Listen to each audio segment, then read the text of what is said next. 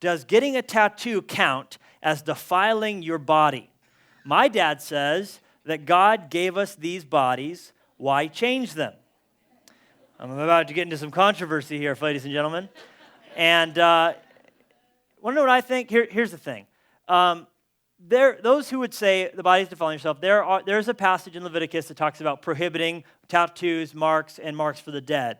And the children of Israel were surrounded by a pagan people. They did stuff like burn babies to give foundation stones to their cities, offering your first. We've been learning in the Elijah series that the neighboring people worshipped by having sex with prostitutes and all sorts of these things. And the tattoos they got that the children of Israel were prohibited from were a lot different than our version today, the cultural equivalent, because they were tattooing for the dead and tattooing in forms of worship. Now, I suppose, because everything's really worshipful in our lives, whether we know it or not, tattoos today could be done in worship, right?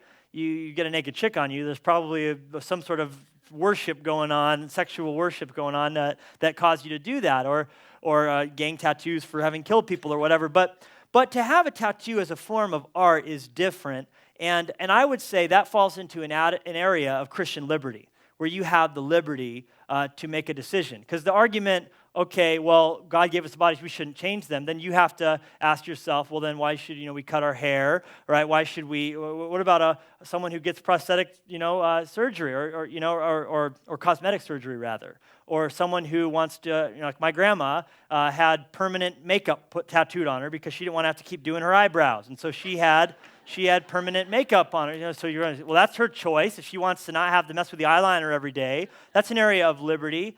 I have one friend who's a Christian. He's a pastor. He's pretty tatted up, and he gets a lot of flack. He pastors in Texas. He gets a lot of flack from some Christians who are like, oh, your body's a temple of the Holy Spirit. And he's like, yeah, well, my temple has stained glass windows. What do you want, right?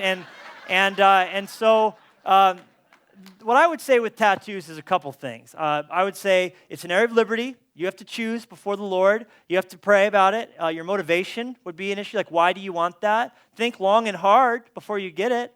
Forever's a long time, right? Make sure it's good artwork, I would say. And ask yourself, why do you want that? And will you want that in 10 years? And will you be able to get a job in 10 years? All sorts of different things you want to be asking. Of course, there is removable artwork that's more and more going to become available as technology progresses. There's stuff that takes only one visit with a laser as opposed to like 8 before or 4 before, the Q-switch laser that tattoo removal used to be. There's a kind of ink invented called Freedom 2 at Duke University that breaks down a lot easier. So more and more we may see removable tattoo ink that could be as disposable as wearing a hoodie with art on it. So that's an area where you need to pray, ask God, ask yourself, why do I want this? What's the reason for me doing this? It's a verse people could ask about. I don't have a problem with someone who wants to get something tattooed on them that could be a conversation starter or reaching out into that world.